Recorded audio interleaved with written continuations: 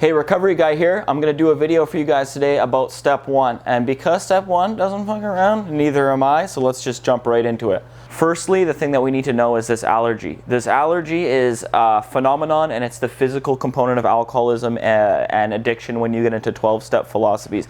Now, the weird part about this allergy is that it's unexplainable. They call it the phenomenon of craving. We don't really know exactly what it is. There's many theories about what it could be. There's a theory about something called THIQ, which is tetrahydroisoquinoline, and those were studies done originating in Nazi Germany when they were actually doing autopsies of the brains of the soldiers that died during the war. And Hitler was notorious for doping up his army, and they found this mysterious substance in the brain, tetrahydroisoquinoline, and the longer you were a soldier, the more of the substance you had in your brain, and apparently like a sufficient dopaminergic response from within the body would actually activate this stuff. And they found that the substance never actually left your brain. It just accrued over time, and the amount of drugs you used and how long you were using drugs determined how much of the substance you had in your brain. Weirdly enough, apparently, and I'm not an expert on THIQ, so don't quote me on anything I say, and the evidence for this anyways is anecdotal. It's not scientific law yet, but also, not all soldiers actually had this substance. It was only about 10% of the soldiers that were autopsied actually had this THIQ in their brain, which would kind of align with the roughly 10% of people are addicts. So there's one theory about this allergy. There's another theory about this allergy, and this is kind of the one that I'm kind of throwing most of my weight into, which is just an out-of-control dopaminergic response. We know that dopamine is, the main reward chemical of the brain. Most drugs will act on the dopaminergic system. The thing about dopamine that not a lot of people know is that it's anticipatory. So like if you get mice that to press the button, sound goes off, door opens, there's some cheese, they'll get a dopamine release when they get the cheese. But what happens over time is they stop getting the dopamine release when they get the cheese, and they start getting the dopamine release as soon as they hear the sound. So, and you guys know about Pavlov's dogs, and you just ring the bell and their mouth start watering and all these physiological responses take over them.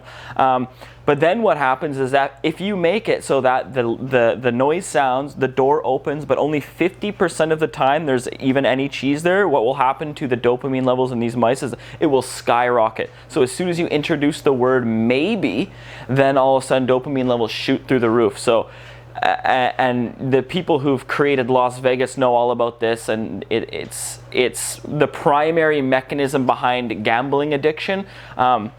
Maybe we'll just talk a little bit about gambling addiction right now, because it's weird because it acts the same as all the other addictions, but you're not actually putting any substance in your body. And people gamble their whole lives away. People commit suicide because they sell their wife's wedding rings and their houses because of gambling. And the allergy theory in AA doesn't really align with gambling addiction. But when you talk about this allergy as just an adverse reaction to substances or an adverse reaction in the body, then you can kind of make this dopamine system fit. There's another theory out there. Well, it's not really a theory. It is fact right now, but I've read a couple papers on this, and they don't have very many citations, and the research is fairly new. There's a certain gene called, let me read it on here.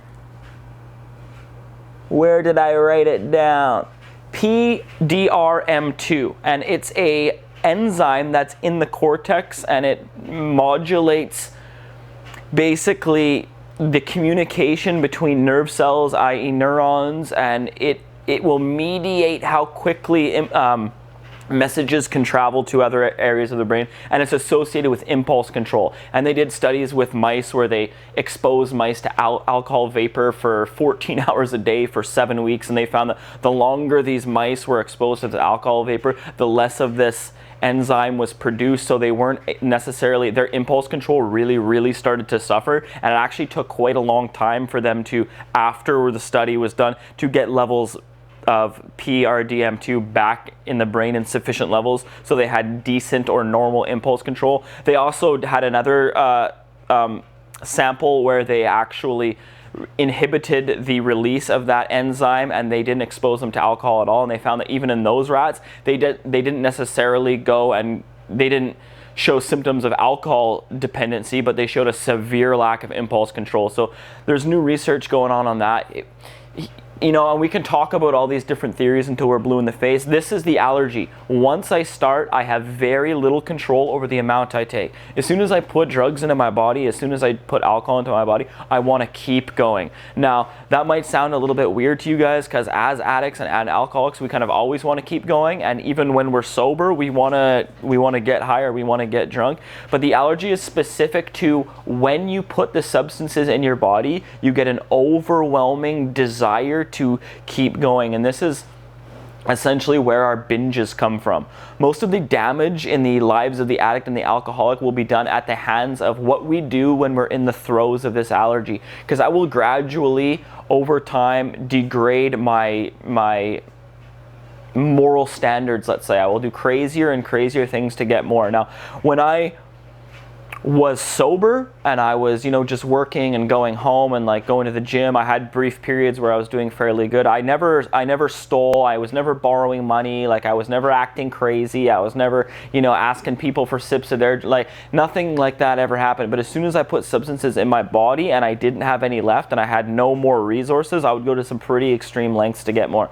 So a couple examples of me, I guess, in this allergy is I'm a heroin guy. I'm an opiate user. So with opiates, you always need some for the next day. It's very, very important that you have at least a little bit to save for the next morning. I don't know if you guys know about this, if you're alcoholics, or what your drug of choice is, or your drug of no choice is, I like to say. But what happens is you wake up the next morning after doing a lot of opiates and you feel really, really bad. It's the worst depression you've ever felt in your life. Your head feels like it weighs 1,000,000 pounds. You're the ugliest, stupidest, most unsuccessful, you're going to fail at everything person on this planet.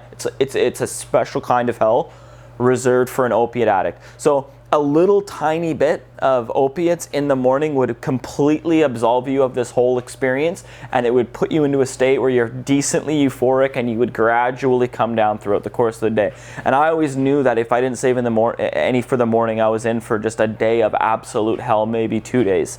It would be weird because I would wake up in the middle of the night, maybe 4 in the morning, and I knew that because I've been smoking so much opiates that I'm not really going to get any more high. The last 5 or 6 hoots I've taken didn't actually do anything to me, but I would do it anyways.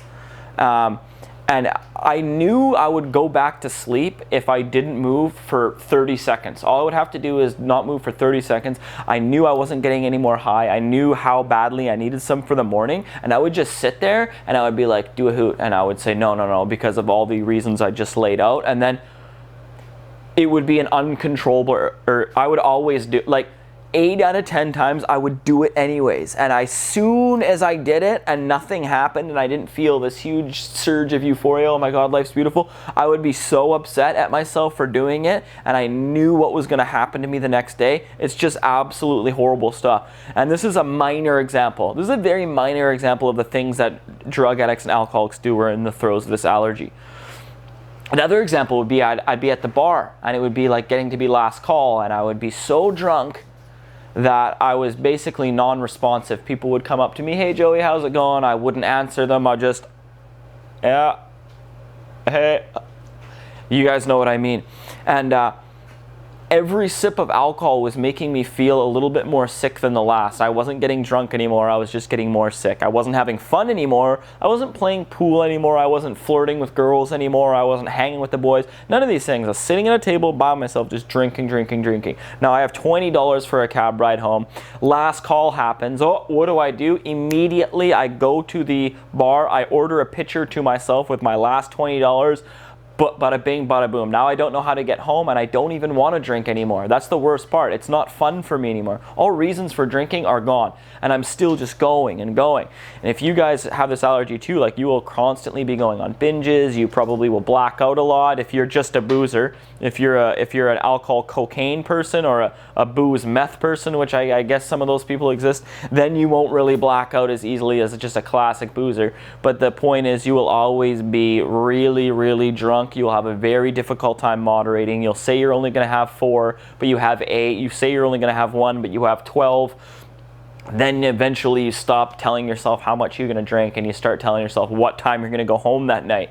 And then 12 turns to 1, and 1 turns to 2, and 2 turns to 6 in the morning. You got to work in 2 hours, and you're still staying up, trying to go to sleep. It's just horrible stuff. So that's the allergy. That in itself wouldn't be that much of a problem. It is a big problem, and we cause a lot of damage during our allergic sprees, but it's not, it would be, if that was the only problem, all we'd obviously do is just stop drinking. So that's fine. But the thing is, we don't stop drinking. We don't take a hint. No matter how many times this allergy happens, or we get this phenomenon of craving, or the fiend comes out where we just go and do all these really dumb things that we don't normally want to do. Like, hundreds of times we've had this experience, yet we keep doing it anyways. We keep going back to the very thing that's causing us all these problems, and in some cases, and in a lot of cases, killing us. So this is the insanity. And the insanity is the main crux of the alcoholic and addiction dilemma. The physical allergy, very simple solution, don't pick up. You don't pick up, you cannot trigger this allergy. But the fact that we keep going back to it again is the insanity. Now, in the rooms of 12-step fellowships and in treatment centers and in just regular addiction parlance, you'll hear people say things like, oh, that wasn't you, that was your addict, or, you know, that wasn't me, that was my addiction, or someone will, you know, act like an asshole to you, and you will just be, and you know, just blame we like to blame things on our alcoholism. Now, we don't know the boundaries between where insanity ends and regular mental illness begins, or insanity ends and just being an asshole begins. People will blame any kind of negative symptom that they have in their lives, like their fears, their chronic anxieties, their social phobias. They'll always blame that on the insanity of alcoholism and the insanity of addiction. But how I see it, if the insanity can be boiled down to just one thing, it's just the fact that we always relapse, no matter what. Whether we want to relapse, whether we're fighting it like with everything that's in us, it doesn't matter. We just go back to the very thing that's killing us over and over and over again. Now, let's get into this. There's a couple different types of relapses. So there's a couple different ways in which this insanity manifests itself through us. First is the biggest problem we have right now. They're called mental blank spots, and that's when the almost certain consequences that follow taking a drink or a drug do not crowd into the mind with sufficient force to deter us from doing it. That's despite all the years of abuse I've suffered at the hands of opiate addiction, all the shitty things that I've done, all the lack of money I have, I'm not moving forward, all the reasons that are telling me never to do it again don't even come into mind at all. I will just pick up a drink or pick up a drug with no thought as to how bad this decision is. It'll be completely casual, completely regular to me. I've done this many times. I actually had an example where I was sober for several months and things were going really well, and I was hanging out with one of my friends, and he was picking me up and driving me to a place where we were going to go rock climbing, and this was a gentleman that I've known for a very, very long time. He is also an opiate user like myself, but he wasn't as far gone as I was, and he didn't really know much about addiction, but I had been hanging out with him on a decently regular basis, and he was always very good at not being on opiates in my presence. He respected me enough to know that that wasn't cool and whatever.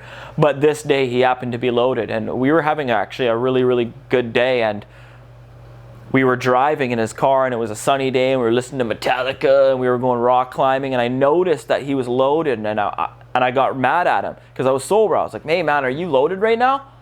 And he was like, yeah. And I was like, I didn't even have time to not be mad yet. It was just an automatic response. I was like, can I have some? And he opened up the console, and there was some right there, and I smoked it. And I didn't even think I was doing anything wrong. I didn't have any kind of vague thoughts that I wasn't being very smart about this. I just grabbed it and was like, oh sweet, cherry on top. What a great kicker to a great day. And I did it. Here's the real banger. From the time I noticed he was loaded to the time I was loaded myself was 30 seconds. Approximately 30 seconds, maybe probably less than 30 seconds. So that's the devastating nature of the mental blank spots. Now, I continued smoking heroin all through that day and the next day and the next day, and before you knew it, I was right back in the shit again. So I had months sober. Things were okay. Now, they weren't great because I hadn't done a set of steps. I wasn't really doing any kind of work on myself. I was just like, yeah, I'm just going to stop. This was back in the day when I thought I could just stop whenever I wanted, even though hundreds of experiences showed me that I can't do that. So those are a mental blank spot. Then we got the classic. Now this is the classic relapse. This is the fuck it button. This is when you deliberately go out to relapse knowing, maybe you don't know exactly what's going to happen, but you know it's not good and you know you shouldn't be doing it and you kind of don't really want to do it. You're going to be upsetting a lot of people. Your girlfriend's going to be pissed. Your parents are going to be pissed. Your employer is probably going to be pissed on Monday when you don't show up, if it's on the weekend. And this is when you just don't care anymore. This is when we work ourselves into such an emotional spot where we just don't care anymore. You know what? I know heroin's bad. I know I don't have any money. I know I need to pay rent. I just don't care anymore. And even these types of relapses, I mean, here's the thing, that with the disease model of addiction, or with at least the 12-step model of addiction, really what we say is relapse is not a choice. You can't do anything about it. If you're an addict or an alcoholic, you're going to relapse. It doesn't matter what you say to yourself. It doesn't matter what you're thinking. It doesn't matter what you have on the line. If you have your kids on the line, your house on the line, you're going to use. It's not a choice. Now, these types of fuck it switch relapses give people the illusion that they have a choice. But I'm here to say that even in those types of relapses, there actually is no choice. And, you know, ultimately this will come down to a question of free will. Do you have free will or not? Well, I believe in free will. Some biologists don't, but I believe it's on a spectrum. We could have more or less of it. And when we're in that spot of emotional torment because we don't have coping strategies, we don't have a connection to a power greater than ourselves, we haven't even done a set of steps, we really have no choice but to let these emotions beat us down. And of course we're gonna relapse, because that's our only solution. The only way that we know how to get out of those spots is by taking drugs or using alcohol, and that's what we're gonna do 100% of the time, because addiction is an extreme inability to manage our emotional nature. The stress of the day, the stresses of being alive, they're gonna come. We're not going to be able to do anything about them. They're gonna grow to such a level where we say fuck it and we have to relapse. There's no other way of going about it. If you guys don't think this, then just try to get sober on your own without going to do a set of steps and just see what happens. Just see if you can do it. I mean, I had 11.5 months one time. I had 8 months one time. I had 4 months one time on my own power, no steps, no nothing. I thought I was doing good, but always the common denominator is the regular stresses of just being alive, my insecurities, my fears, my social phobias, my lack of character will come up. They will consume me, and I will drink, and I will use drugs, and I will trigger that allergy, and shit will hit the fan all the time. Hundreds of times I've done this. If you guys are an alcoholic or an addict like me, you will instantly know what I'm talking about. You will have had the same experience. There's one other type of relapse, which is a really scary one. It's a really insidious one, and this one's called, we can call it alcoholic ambush. This is when everything that you're doing is setting you up for a relapse, but you don't think you're going to relapse. This is the type of relapse where if everyone who knows you well, if they were looking down at you like at Ed TV or whatever, the Truman Show, they'd be like, he is 100% going to get loaded. This is the type of relapse where everybody knows we're going for a relapse except for us. You know, I have a friend named Jimmy, and he lives in my town that I grew up in, and I would always go back there and get loaded. I would always go, that's where I got loaded. I lived in this town, this new town, and I didn't like to get loaded. Well, I'll just say it, I guess. I lived in Whistler, BC. That was where I lived, but I used to live in Squamish, and that's where I'd go and use all my drugs. And I have a friend there, and when I was sober, I would be like, yeah, you know what? It's been a long time. I think I'm over this stuff. I'm going to go up to Squamish and see what my friend Jimmy's doing. And you know, everyone, is that a good idea? Is that a good idea? Is that a good idea? And he was like my #1 heroin buddy, okay? So everyone was like, yeah, you definitely shouldn't. Is he still using? I'm like, well, yeah, he's still using. And they're like, well, then why would you go hang out? Well, he's my friend, I would say. Anyone friends with their dealer? And they're like, yeah, I'm going to go hang out with my dealer. And then everyone's like, you shouldn't go do that. And now, no, he's my friend. And they're like, no, he's your dealer. And you're like, no, he's my friend. And everybody knows you're going to get loaded, and you don't. It's like, why would you go back to your old place where you used to use drugs all the time when you're trying to be sober and hang out with your dealer. It's when everything, no, I'm just gonna go here. No, I'm just actually gonna go grocery shopping in Squamish because it's cheaper. Oh, I'm gonna see this person. Oh, I might see Jimmy when I'm there, and you know, not a big deal. And we're like psychologically, we're like denying to ourselves what we're actually doing, but we're going to get loaded. I don't know if you guys can relate to that. Some people know that they're doing it, some people don't. For me, it was really, really weird because I would always like think, hey, maybe I should go like down to Vancouver, or maybe I should go to Squamish, and I would get the butterflies in my stomach. I would be denying to myself that I was gonna go get loaded, but I did have the butterflies in my stomach. I'd be driving down the road, and you know, my dealer lives that way, and I'd be like, you know, don't turn left, and then I would turn left and be like, you know, don't turn down this street, and I'd turn down this street, and I'd be arguing with myself a little bit, like, don't do this, don't do, and I would still do it anyways. So those are just 3 different types of relapses. All of them, the important thing to remember is it doesn't matter what type of relapse you guys experience, whether it's a mental blank spot, whether it's ambush, whether it's the fuck it button, they're all insane. All of these relapses are insane. I used to know a guy who used to say, you give me one good reason to relapse and I'll relapse with you.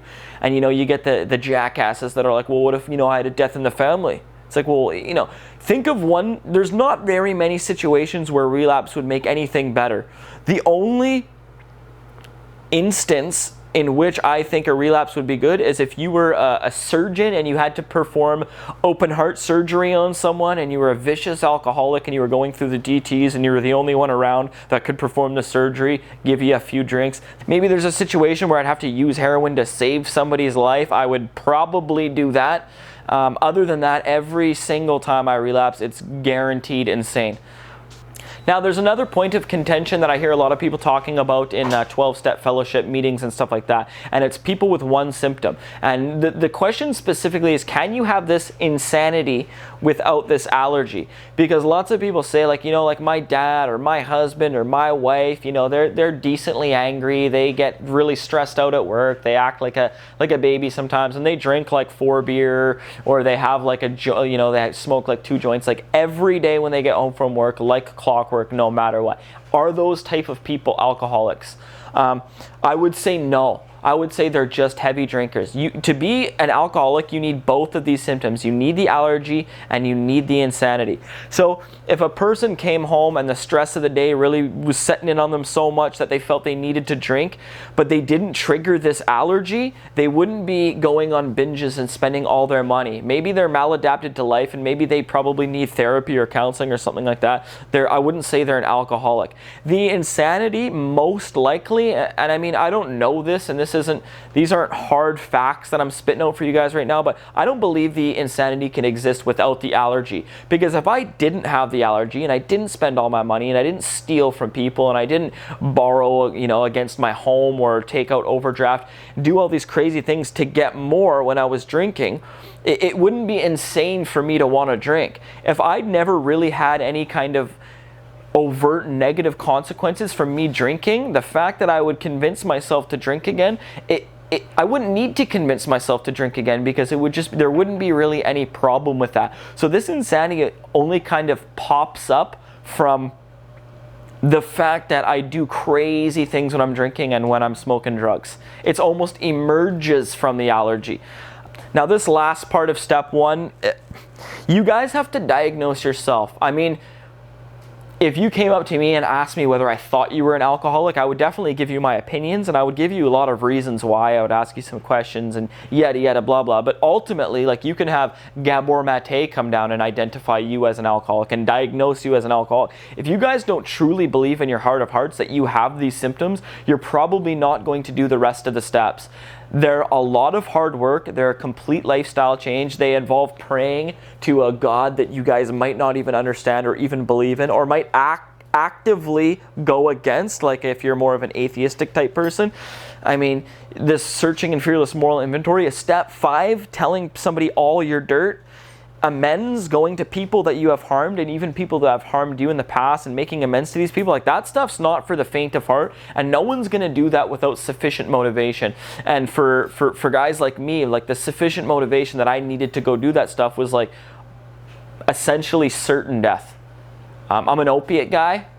Fentanyl is a real thing. Can't even get real heroin around here anymore. Now they've got W18, they've got carfentanil, which is like 1,000 million bajillion times stronger than fentanyl. Like, it's just not it's certain death. So this is the motivation that I have to finally get my life together. If you guys can't identify with these symptoms, you might need to do more research. I would really advise you guys to be careful about this, because there's a lot of reasons why self-diagnosing yourself could go horribly wrong. Mostly because one of the prime symptoms of alcoholism is delusion. We're gonna lie to ourselves. We don't want to give up our drugs. We don't want to give up our alcohol. We don't want to admit our faults to other people. We don't want anyone to be critical of us. We know what we're doing. Don't worry, you guys. I got this. All those things. And because of maybe a lifetime of aversion and a lifetime of developing defects of character, which have caused us to hide the truth about ourselves, because our body thinks we need drugs and alcohol to live, it will hide certain truths away from us. Therefore, it's going to be extremely hard to self-diagnose ourselves as an alcoholic or an addict. So I just suggest that when you are trying to figure this out for yourself, talk to other people about it. Be very careful. Read the Alcoholics Anonymous Big Book. Read the Narcotics Anonymous Basic Text.